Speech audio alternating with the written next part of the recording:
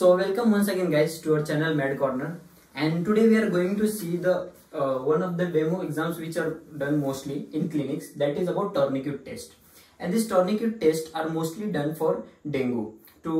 As if you see many in village areas, if there is lack of instrument, so most of the time doctor prefer use this tourniquet test as a diagnosis for dengue.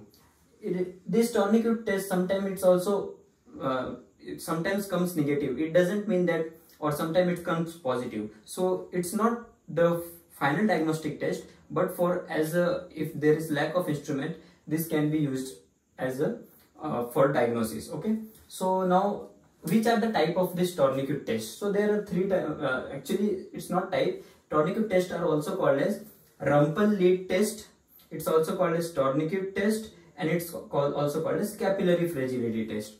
Now if you see, actually in dengue what happens is the virus which affect the body or circulatory system, for that virus or antibodies are formed, right? Actually the virus is not the main which is affecting our circulating system, but the antibodies which will be formed. Suppose this will be the blood vessel, capillary, and the antibodies will be formed inside the blood vessel against this virus, right? Suppose this is virus and antibodies are formed against this. So what happens? We have normally seen that whenever there is where tissue damage or something something happening in circulatory system, what does our circulatory system does is, first of all, the capillary of the circulatory system will vasodilate. That means whatever the complement system will move toward the tissue injury part, so that and the complement system will activated and different immune response will be activated, right? This is we have seen, and this happens by vasodilation. So normally whenever these antibodies are formed against this dengue virus, suppose this dengue virus and this antibody are formed against this, what does this antibody does to this circulatory system is they make this capillary more fragile, and it keeps this capillary vasodilated for more time, so that most of the complement or most immune cells which are required for immune activation will move towards the tissue, and that's why it's also called as capillary fragility test. So now we are going to see how these tests are done. Okay, so I'm going to perform this test and show you that how it's going to be done. Okay, thank you. So now let's see how these tests are done. Okay, so guys, again welcome to Med Corner channel. And now we have seen before in video in this that how this tourniquet test is named, and how the antibodies are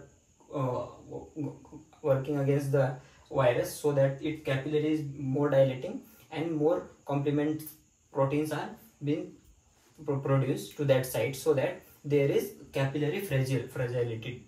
That's why it's called capillary fragility test. Okay, now we are going to see how this tourniquet test is performed. So I will show you now how it's performed. Okay, so before beginning, first always remember to clean your hand, wash your hand properly. Okay, introduce the patient properly, as punctually and properly, politely ask the patient for the name and permission also, and also explain the patient that how you are going to do this, so that patient will be not discomfort. So I will show you. Okay, so hello, good evening. What's your name, sir? Siddesh. Okay, what's your age? Age 23. Okay, what's your marital status? Single. Okay, what work are you working somewhere? I'm a student. Okay, sir. Where do you live, sir? I'm on Free Heights. Okay, so sir, today I'm going to perform a tourniquet test. Okay, this is actually for diagnosis of dengue, sir. Okay, so are you feeling any discomfort, sir? No. Any anxiety you have? No. No. Okay, so first things that we need to see is the inspection of the arm. Okay, and for this test, remember we are going to use sphygmomanometer. Okay, remember. Now what we are going to do is, first we will be measuring the blood pressure of our patient. Okay, systole and diastole. Okay, so for that, remember to first you place it above. If you are using tourniquet, you should be always tie at least 4 to 5 inches above the cubital fossa. This is cubital fossa. If you are using tourniquet band, you should always try at 4 to 5 inches above this tourniquet, almost there. But for standardized, it's sphygmomanometer which is used. Okay.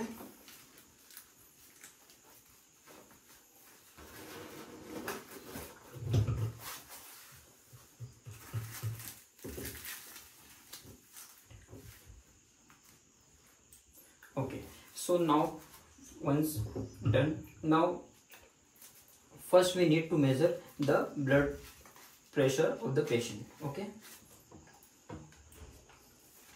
it's okay. So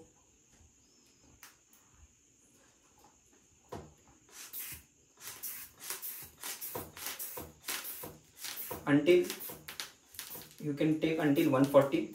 Okay, then use the bell of the stethoscope. Okay,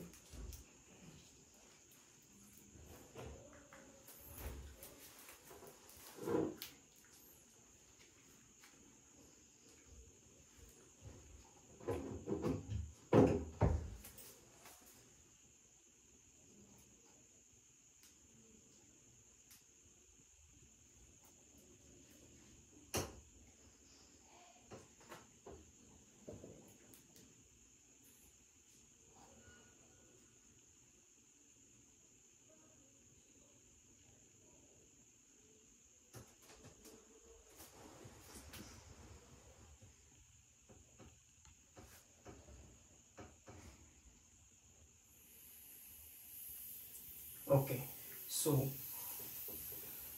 the blood pressure is, systole is 120 and diastole is 80. Okay, sir, so it's normal.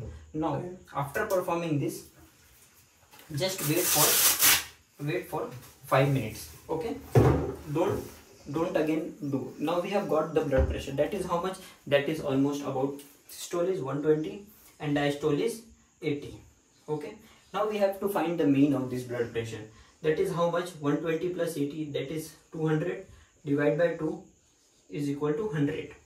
Now we will put this sphygmomanometer up to 100 pressure and we will keep it for 5 minutes. Okay, so now after 5 minutes, first once you perform this systole diastole, you have to wait for again 2 minutes, then perform again.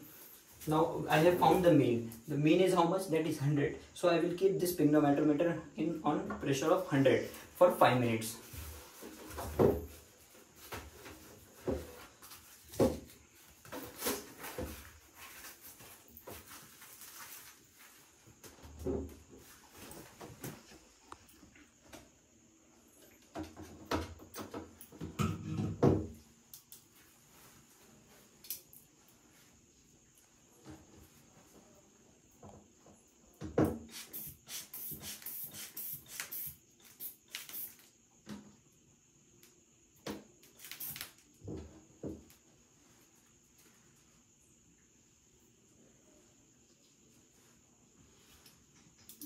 And we have to wait for 5 minutes. We have to wait for 5 minutes and we have to see, is there any petechiae or anything forming here. We have to see first. Okay, so we will see for 5 minutes.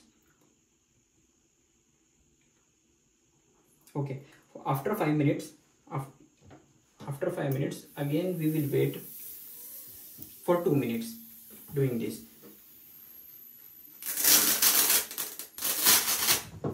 After 5 minutes, again we will wait for 2 minutes for doing this, and we have marked here. We have marked here at 1 square meter, 1 cubic square meter, that we are going to see if after doing all this, after removing this cuff, after 2 minutes, if petechiae is formed at this place, then we will count that petechiae. If petechiae is formed like this, if petechiae is formed here, we will, if this petechiae, then we will count. But if it comes greater than 10, that means it's positive sign for dengue. Okay, but I told you it's not a confirmatory test, remember. So it just used in a hospitals where the lack of instruments or lack of lack of system is there. So this is like how this tourniquet test is done. Okay, now after this, if it does not appear any petache, or if normally it also sometimes it's appear 2 or 3, but it's normal. If below 10 it's normal. If you count, if it's above 10, then it can be positive. So after this, you need to make the patient for at least sit for at least 5 to 6 minutes, let him rest, and ask him whether you have any problem, sir. No. Okay, so like this tourniquet test is performed.